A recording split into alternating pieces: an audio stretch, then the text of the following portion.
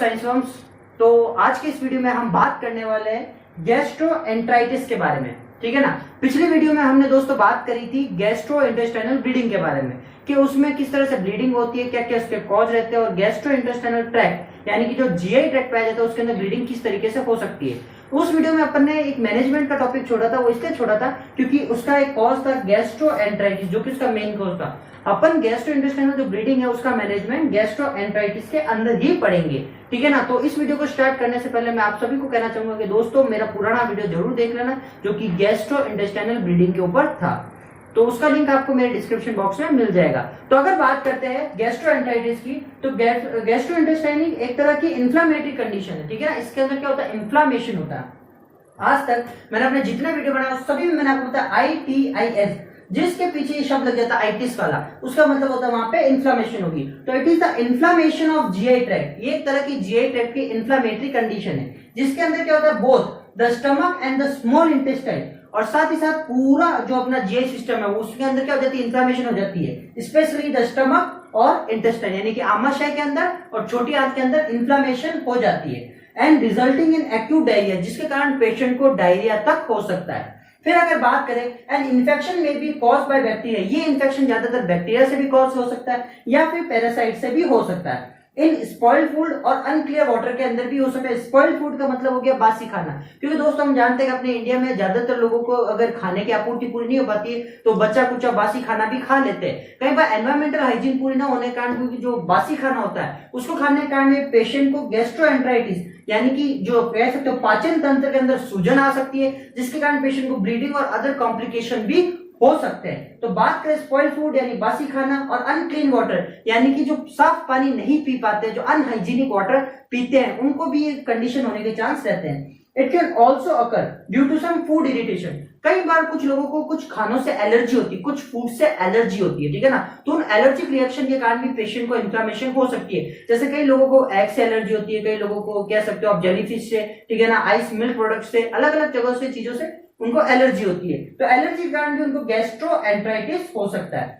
तो फिर बात करते हैं गैस्ट्रोएंटराइटिस के कॉज क्या होते हैं। तो इसके कॉज यानी इसके कारण क्या होते हैं। तो पहला कारण इसका होता है वायरस, यानी कि किसी भी तरह का ऐसा वायरस के कारण अगर उसको सूजन आ रही है पाचन तंत्र में, तो कौन कौन से वायरस हो सकते हैं, non virus, rota virus, adeno virus, पर्वो वायरस और एस्ट्रो वायरस।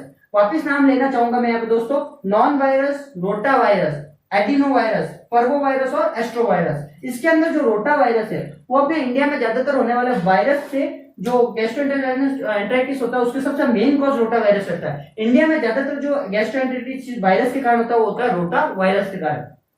फिर अगर हम यहाँ पे बात करें बैक्टीरियल, तो बैक्टीरियल कॉजेज के अंदर स्टेफाइलोकोकस ओरियस, यानी कि यहाँ पे जो स्टेफाइलोकोकस की जो एक कह सकते हो आप जो प्रजाति पाई जाती है ओरियस, उसके अंदर होने के, उसके कारण होने के चांस रहते हैं, जिसके कारण पेशेंट को फूड पॉइजनिंग देखने को मिलती है। यानी कि अगर पेशेंट स्पॉइल्ड फूड खाता है, स्पॉइल्ड फूड खाने के कारण उसको फूड पॉइजनिंग हो सकती है, जिसका मेन कारण रहता है स्टेफाइलोकोकस ओरियस।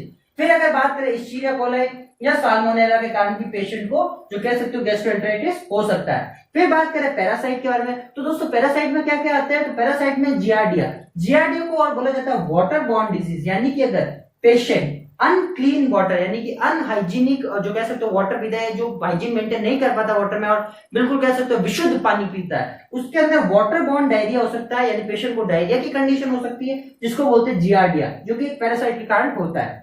फिर बात करें इसके अंदर, तो अपन कह सकते हो गिप्टोस्पोरिडियम या फिर इसको बोलते हैं गिप्टोस्पोरिडियम, ठीक है ना। अब गिप्टोस्पोरिडियम इसको क्यों बोलते हैं, तो इसका मेन कारण है कि वाटरी डायरिया कॉज करता है। और वाटरी डायरिया यहाँ पे क्यों बोला गया, तो वाटरी डायरिया इसलिए क्योंकि यहाँ पे जो इनको कह सकते हो आप दस्त लगती है वो वाटरी स्टूल लगता है, यानी कि पानी नुमा दस्ते उसको लगती है, जिसको बोलते हैं गिप्टोस्पोरिडियम। फिर अगर बात करें अदर कॉजेज में, तो अदर कॉजेज के अंदर फूड एलर्जीज, यानी कि पेशेंट को किसी भी फूड से अगर एलर्जी होती है तो उन पेशेंट्स को क्या हो सकता है, गैस्ट्रोएंटराइटिस हो सकता है। इसके अलावा फूड एलर्जी के अलावा अगर बात करें एंटीबायोटिक्स, कुछ पेशेंट जो होते हैं जो ज्यादा हैवी डोज में एंटीबायोटिक्स लेते हैं या कोई लॉन्ग टाइम तक एंटीबायोटिक्स ले रहे हैं, तो उसके कारण गैस्ट्रोएंटराइटिस होने के चांस रहते हैं। फिर बात करें सब मेडिकेशन, तो कुछ मेडिकेशन भी होती है जिसके कॉम्प्लिकेशन में पेशेंट को गैस्ट्रोएंटराइटिस हो सकता है। फिर बात करते हैं टॉक्सिन की, तो एल्गल टॉक्सिन या शेलफिश से जो मिलता है, यानी कि एक तरह का टॉक्सिन आता है एल्गल टॉक्सिन, जो कि शेलफिश के कारण होता है। जो लोग है शेलफिश खाते हैं, ठीक है ना, या कोई ज्यादा समुद्र में रहते हैं, तो उनके कारण उनको एल्गल टॉक्सिन के कारण टॉक्सिन से गैस्ट्रोएंटेराइटिस होने के चांस रहते हैं, यानी इस टॉक्सिन का गैस्ट्रो इंटेस्टाइन में जाना, उसके कारण वहां पे इन्फ्लेमेशन होना कहलाता है गैस्ट्रोएंटेराइटिस। तो ये था गैस्ट्रोएंटेराइटिस का इंट्रोडक्शन की एक तरह की इन्फ्लेमेशन है जिसके कॉजेज अपन ने बात करी, वायरस, बैक्टीरिया, पैरासाइट और अदर कॉजेज। अब बात करेंगे हम कि गैस्ट्रोएंटेराइटिस के अंदर जो पैथोफिजियोलॉजी रहती है वो क्या रहती है। तो दोस्तों इसके अंदर पैथोफिजियोलॉजी हमेशा जो अपन स्टार्ट करेंगे वो करेंगे ड्यू टू इटियोलॉजिकल फैक्टर, यानी कि अभी तक जितनी भी अपने कॉज की बात करी थी कि किस किस कारणों से गैस्ट्रोएंटेराइटिस हो सकता है, उन सभी कारणों को मद्देनजर रखकर अपन देखते हैं कि due to aetiological factor human intestinal flora protects the bowel from colonisation of pathogen. इसके अंदर क्या होता है कि ह्यूमन के अंदर पाई जाने वाली जो इंटेस्टाइनल फ्लोरा है, ठीक है ना, जो उसके इंटेस्टाइन में जो फ्लोरा पाई जाती है उसके अंदर जो वो फ्लोरा जो है वो क्या करती है, प्रोटेक्ट करती है पूरे बाउल को, यानी पूरे जो गैस्ट्रोइंटेस्टाइनल सिस्टम है उसको पूरे को प्रोटेक्ट करती है पैथोजन की कोलोनाइजेशन से, यानी पैथोजन के जमा होने से। यानी कि ह्यूमन के अंदर पाई जाने वाली इंटेस्टाइनल फ्लोरा प्रोटेक्ट करती है पूरे बाउल को कोलोनाइजेशन ऑफ पैथोजन, जिसके कारण अगर मान लो उसी फ्लोरा के अंदर flora can be disturbed by harmful bacteria and virus. जो फ्लोरा है उसको क्या हो सकती है कि हार्म डिस्टर्ब हो सकती है, वो डिस्टर्ब हो सकती है, किस कारण से, या तो बैक्टीरिया के कारण से या वायरस के कारण से या किसी मेडिकेशन के कारण से।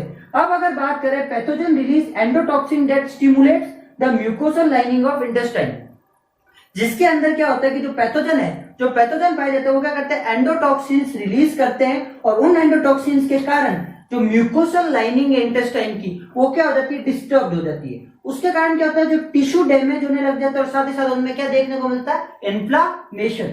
उसके बाद अगर यहाँ बात करें resulting in greater secretion of water and electrolyte, यहाँ आपको ध्यान रखने की बात है, इन्फ्लामेशन के कारण वहां पे वाटर का और इलेक्ट्रोलाइट का सिक्रेशन बढ़ जाता है।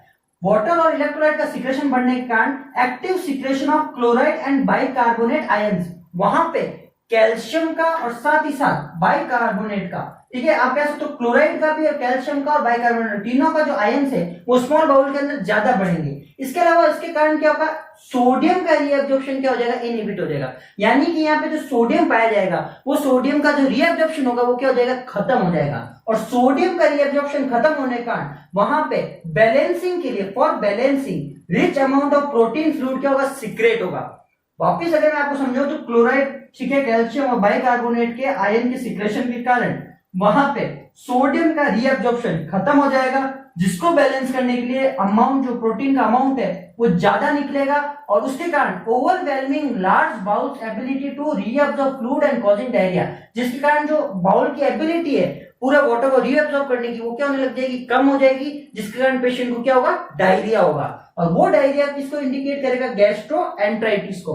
वापिस अगर मैं समझाऊं तो इटियोलॉजी फैक्टर के कारण क्या होता है, टिश्यू डैमेज होता है जिसके कारण उसमें इन्फ्लेमेशन होती है, जिसके कारण वाटर सिक्रेशन और इलेक्ट्रोलाइट सिक्रेशन ज्यादा होगा और साथ ही साथ सोडियम का रीअब्जॉर्प्शन क्या हो जाएगा, कम हो जाएगा। अब सोडियम का रीअब्जॉर्प्शन खत्म हुआ तो सोडियम और पानी क्या दोनों कह सकते हो पति पत्नी है, ठीक है ना, एक दूसरे के साथ चलते हैं। अब यहाँ पे क्या होगा कि सोडियम रीअब्जॉर्ब खत्म हो गया तो साथ ही साथ वो पानी को लेके नहीं आएगा, तो पानी का भी रीअब्जॉर्प्शन खत्म, तो पानी वहां पे उसको बैलेंस करने के लिए प्रोटीन का अमाउंट का सिक्रेशन भी क्या हो जाएगा, ज्यादा हो जाएगा, जिसके कारण वहां पे डायरिया होगा और उस डायरिया किसको इंडिकेट करेगा, गैस्ट्रोएंटेराइटिस को। तो ये थी अपनी पैथोफिजियोलॉजी रिलेटेड टू गैस्ट्रोएंटेराइटिस। अब बात करेंगे हम क्लिनिकल मैनिफेस्टेशन ऑफ गैस्ट्रोएंटेराइटिस। तो बात करते हैं इसके क्या क्लिनिकल मैनिफेस्टेशन रहता है, क्लिनिकली आप कैसे इसको बता सकते हो कि पेशेंट को या आदमी को गैस्ट्रोएंटेराइटिस है। तो अगर मैं बताना चाहूं दोस्तों आपको, तो एब्डोमिनल क्रैम्प्स, यानी पेशेंट को एब्डोमिनल क्रैम्प्स आएंगे। एब्डोमिनल क्रैम्प्स का मतलब हो गया उसकी पेट में मरोड़े आएंगे। दूसरी अगर बात करें नोजिया एंड वॉमिटिंग, यानी पेशेंट का जी मचलाएगा, साथ ही साथ उसको उल्टी होने के यानी वॉमिटिंग होने के चांस रहेंगे। फिर बात करें लॉस ऑफ एपेटाइट, उसको भूख लगना बिल्कुल बंद हो जाएगी। फिर बात करें स्वेलो एब्डोमेन, अब अगर उसको इन्फ्लेमेशन, सूजन आ रही है तो उसका एब्डोमेन भी क्या हो जाएगा, स्वेलन आ जाएगी, उसके अंदर सूजन आ जाएगी, साथ ही साथ सूजन के कारण पेशेंट को पेन होगा। फिर बात करते हैं वॉमिटिंग, आपको देखने को मिलेगी। फीवर, पेशेंट को बुखार भी आ सकता है, क्योंकि अपन सब जानते हैं कि जब इन्फ्लेमेशन होती है तो उसके अंदर फीवर आना एक तरह से उसके साथ के चलने वाली कंडीशन है, यानी इन्फ्लेमेशन में फीवर आना वो उसकी कंडीशन है। फिर बात करें ब्लोटिंग, यानी पेशेंट का जो एब्डोमेन है वो ब्लोटिंग यानी कि फूला हुआ दिखाई देगा। फिर बात करते हैं पेशेंट को ब्लोटिंग में पेन भी होगा और पेशेंट को डायरिया देखने को मिल सकता है। और अगर ये कंडीशन सीवियर चली जाती है, लॉन्ग टाइम तक चलती है, तो उसके कारण पेशेंट का वॉमिटिंग में और स्टूल में ब्लड आ सकता है, यानी उल्टी और स्टूल के साथ उसको ब्लड भी आ सकता है। फिर बात करते हैं इसके डायग्नोसिस की, कि आप उसको कंफर्म कैसे करोगे डायग्नोसिस द्वारा, किस तरह से आप कौन सा लेबोरेटरी एग्जाम कर सकते हो या कौन सा आप उसको फिजिकल एग्जामिनेशन कर सकते हो, तो ब्लड टेस्ट द्वारा। अगर किसी तरह का बैक्टीरिया वायरस अगर है तो ब्लड टेस्ट में पता चल जाएगा। आप स्टूल टेस्ट कर सकते हो, स्टूल टेस्ट के अंदर अगर कोई पैरासाइटिक रीजन है, साथ ही साथ अगर उसमें ब्लड आ रहा है तो आपको पता चल जाएगा, क्योंकि मैंने पिछले वीडियो में आपको बता रखा है माइक्रोस्कोपिक जो कहते हैं अपन ब्लड आता है वो स्टूल टेस्ट में आपको आराम से पता चल जाता है। फिर अगर बात करें पीई का दोस्तों यहाँ मतलब है फिजिकल एग्जामिनेशन, यानी कि पेशेंट को आप देख के उसके अंदर ये साइंस देख के सिम्टम्स देख के आप बता सकते हो फिजिकली कि उस पेशेंट को गैस्ट्रोएंटेराइटिस है या नहीं है। फिर एचसी का मतलब हो गया हिस्ट्री कलेक्शन, यानी कि पेशेंट को हिस्ट्री कलेक्शन के द्वारा, यानी कि पेशेंट के किसी रिलेटिव कोई बीमारी है क्या, पेशेंट के घर में किसी कोई बीमारी है क्या, उसका आसपास का मोहल्ला खराब है, या कह सकते हो कि वहां पे जो कह सकते हो पुअर हाइजीन है, या इसका एनवायरमेंट जो है वीक है, पुअर है, तो उसके कारण आप देख सकते हो कि उसको गैस्ट्रोएंटेराइटिस तो नहीं हुआ है। साथ ही साथ आप इलेक्ट्रोलाइट टेस्ट कर सकते हो। अभी अपन ने बात करी पैथोफिजियोलॉजी में कि उसके इलेक्ट्रोलाइट्स के अंदर काफी ऊपर नीचे बदलाव आते हैं, उसके अंदर भी अपन इलेक्ट्रोलाइट टेस्ट द्वारा देख सकते हैं कि पेशेंट के इलेक्ट्रोलाइट्स में किसी तरह की एबनॉर्मलिटी आई है। फिर बात करते हैं इसके ट्रीटमेंट की, तो ट्रीटमेंट के अंदर आप एंटीबायोटिक्स, अगर मान लो पेशेंट को बैक्टीरिया के कारण हो रहा तो एंटीबायोटिक्स, साथ ही साथ आप उसको अलग तरह से एंटीवायरल, एंटी प्रोटोजोल ये दे सकते हो। लेकिन अगर बात करें अगर एंटी डायरियल मेडिकेशन यानी डायरिया को रोकने के लिए, तो सबसे काम आने वाली है मेडिकेशन जो है वो है डाइफेनॉक्सीऑक्सीलेट, यानी डाइफेनॉक्सीलेट के कारण, या फिर आप एट्रोपिन देख के, जो कि नॉर्मली आपको कहीं भी मिल जाएगी, एट्रोपिन और डाइफेनॉक्सीलेट, इन दोनों को देख के, या फिर आप देख सकते हो लेप्रामाइड जो आइमोडियम, यानी आइमोडियम इसका जो कह सकते हो आप ट्रेड नेम है, उसको ये तीनों में से कोई भी मेडिकेशन आप देख के पेशेंट का डायरिया जो क्या कर सकते हो, ट्रीट कर सकते हो। वापिस समझाना चाहूंगा मैं, डाइफेनॉक्सीलेट या एट्रोपिन साथ में, या फिर लोपेरामाइड, या फिर जिसको आप कह सकते हो ट्रेड नेम से आता है आइमोडियम, ये आप देखो उसको ट्रीट कर सकते हो। फिर बात करते हैं एंटी एमेटिक्स, यहाँ जो वर्ड यूज हो रहा है एंटी एमेटिक्स, जो एमेटिक्स वर्ड है इसका मतलब होता है वॉमिटिंग। वॉमिटिंग का मतलब हो गया यहाँ उल्टी, यानी कि उल्टी को रोकने वाले, उल्टी को रोकने वाले यानी एंटी वॉमिटिंग, जिसके अंदर आप क्या दे सकते हो, मेटाक्लोप्रोमाइड या फिर प्रोमेथाजिन या फिर ऑन्डेनस्ट्रॉन, ये आप देख के क्या कर सकते हो, पेशेंट की वॉमिटिंग को रोक सकते हो। तो यहाँ हमने बात करी गैस्ट्रोएंटेराइटिस के क्लिनिकल मैनिफेस्टेशन, डायग्नोसिस और ट्रीटमेंट के बारे में। यही ट्रीटमेंट आप उसके जो ब्लीडिंग होती है उस टाइम भी आप दे सकते हो। तो यह इस वीडियो में अपन ने बात करी आज के गैस्ट्रोएंटेराइटिस के बारे में। अब हम बात करेंगे नर्सिंग डायग्नोसिस के बारे में। अब बात करेंगे हम यहाँ पे गैस्ट्रोएंटेराइटिस की जो डायग्नोसिस रहती है, कि क्या डायग्नोसिस उसके अंदर रहता है, आप क्या मेजर पेशेंट की कंडीशन देख के उसके रिलेटेड केयर प्लान बनाओगे। तो यहाँ पे आपको पेशेंट की मेन डायग्नोसिस का ध्यान रखना है कि पेशेंट की पहली प्रॉब्लम क्या और उसको अपन कैसे ट्रीट करेंगे। तो बात करें इसकी सबसे पहली प्रॉब्लम रहती है फ्लूइड एंड इलेक्ट्रोलाइट डेफिशिएंट, यानी कि पेशेंट के अंदर फ्लूइड का और इलेक्ट्रोलाइट का कम हो जाना बॉडी नीड से, यानी कि पेशेंट के अंदर पानी की कमी हो जाती है, इलेक्ट्रोलाइट्स की कमी हो जाती है, लेस देन बॉडी रिक्वायरमेंट से कम, related to excessive fluid loss, जिसका कारण होता है ज्यादा फ्लूइड लॉस होना, क्योंकि पेशेंट को डायरिया हो रहा है तो उसका फ्लूइड ज्यादा लॉस होगा, और फ्लूइड ज्यादा लॉस होने के कारण पेशेंट के शरीर में पानी की और इलेक्ट्रोलाइट्स की कमी हो जाएगी, तो वो अपना पहला डायग्नोसिस रहेगा।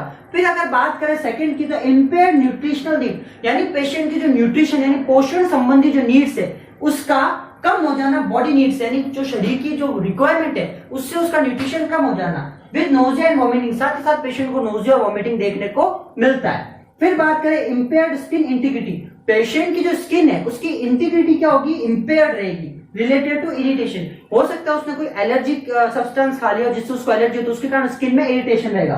फिर अगर चौथे की बात करें impaired sense of comfort pain, यानी कि पेशेंट को पेन का जो सेंसेशन है उसमें इंपेयरनेस रहेगी, क्यों, क्योंकि शरीर में पेन ज्यादा होगा, और उसका कारण क्या रहेगा, एब्डोमिनल डिस्टेंशन, क्योंकि पेट क्या होगा, डिस्टेंस ज्यादा हो जाएगा, फूल ज्यादा जाएगा, जिसके कारण पेशेंट को पेन बहुत ज्यादा फील होगा और उसका जो कंफर्ट लेवल है वो इंपेयर्ड होगा।